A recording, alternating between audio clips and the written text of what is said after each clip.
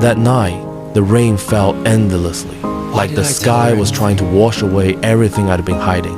I sat in the cafe long after she left, staring at the reflection of my own face in the window.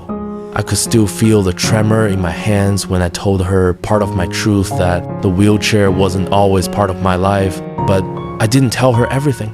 I couldn't. Fear is a strange thing. It makes you lie to the very person who makes you want to be honest. The next morning, I woke to the sound of her footsteps. Hye-jin walked into my room quietly, carrying a tray of warm porridge. She smiled that same soft, patient smile that never asked questions I wasn't ready to answer. "You should eat," she said. I looked away, pretending not to care, but my heart wasn't mine anymore. I asked her why she was still here, why she was so kind to someone like me. She said, "Kindness doesn't need a reason, Tae-hyun. It just needs truth." Her words hit me harder than any fall ever did. That afternoon, she cooked again spicy soup, the kind my mother used to make when I was a boy. She fed me gently, laughing when I coughed from the heat, and before I knew it, I smiled.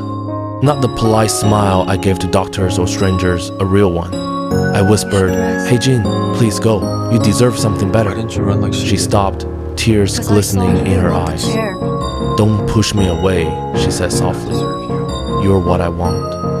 For a moment, I forgot the wheelchair, the pain, the lies, and just felt human again. But fate has a cruel sense of timing. That evening, I heard a voice I thought I'd never hear again. Seo, my ex-fiancée, the woman who left me when the doctor said I might never walk. She walked in, rain dripping from her coat, eyes sharp as glass. "So this is where you've been hiding," she said. Her words tore through me like lightning. I didn't speak. I couldn't. She pushed my wheelchair in anger, and I fell hard. Before I could react, Hye-jin was there, kneeling beside me, her hands shaking as she lifted me up. In that moment, as she held me, I realized something. Love doesn't pity. Love protects. Love stays. Later that night, as the rain softened, I lay in bed, Hye-jin's hand still in mine. I told her she should have left when Min-seo did. She smiled that same quiet, fearless smile and said, "I stayed because I saw your soul, not your scars." Her words broke me completely and then built me again. For the first time, I believed that maybe, just maybe, I could be loved not because of what I had or what I lost, but because of who I was. That's when I decided. The lies, the disguise, the wheelchair, it had to end. I didn't want her to love a broken version of me. I wanted her to love me, all of me. And so, I stood. For the first time in years, I stood on my own feet. My legs trembled, but my heart was steady. When she turned and saw me standing beside the wheelchair, her eyes widened, filling with tears. She didn't speak. She didn't need to. In that silence, I knew she had always seen the man beneath the pain. That was the night I stopped pretending and started living. When she saw me standing, the world seemed to stop. Her lips parted, eyes wide, trembling, as if she'd just witnessed a ghost. I remember her whispering, "Tae-hyun, you can walk?" I wanted to speak, to explain, but words froze in my throat.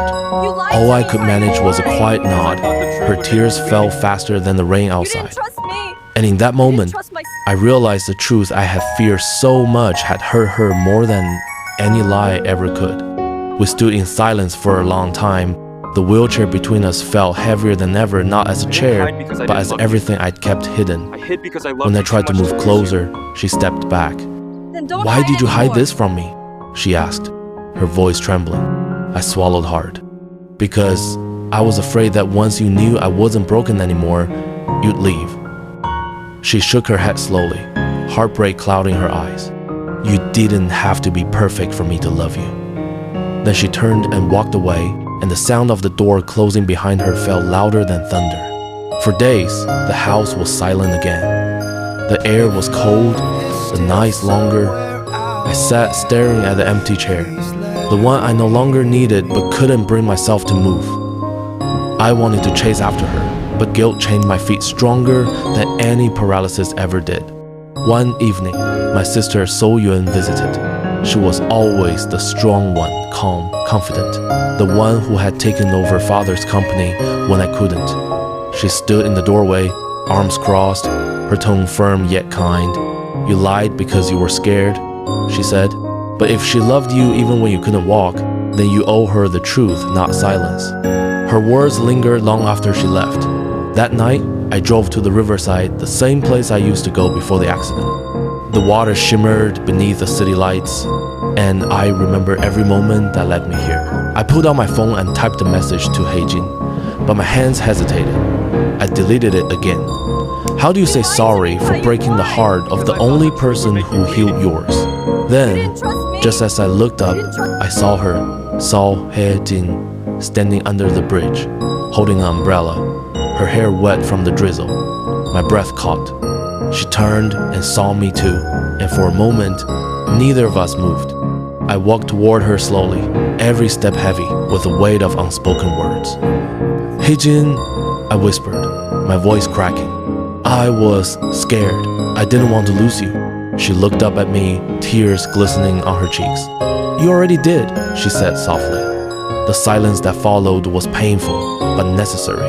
I reached out my hand. She hesitated, then took it trembling. Let's start over, I said. This time with no lies. She nodded slowly, and under that pale city light, I pulled her into my arms. The world melted away, leaving just us broken, healed, and real. From that night, everything changed. I no longer hid who I was. I walked beside her, not behind or ahead. She laughed more, I smiled more, and for the first time, the sound of the wheelchair in the corner didn't haunt me anymore. It reminded me of where I had been and who stood by me when no one else did. Months later, as spring came to Seoul, I took her to the rooftop garden I had built with my own hands. Flowers surrounded us, the air filled with the scent of fresh blossoms. I knelt down, took her hand, and said, "You once told me love doesn't need perfection. You were right. It just needs truth." She cried before I could even finish, and when I placed the ring on her finger, she whispered, "You are my truth, Tae-hyun." That was the moment I knew the man who once sat alone in a wheelchair, afraid to live. I finally found not just love, but life itself. So if you ever find someone who sees you for who you are, even when the world doesn't hold them close, because sometimes love doesn't fix what's broken. It simply teaches you how to live with it beautifully. And that is how I found love beyond the wheelchair. Your mother must have cooked with love. I'm taking back the company, Seo-yeon. Then do it your way, Gwei, not Father's way.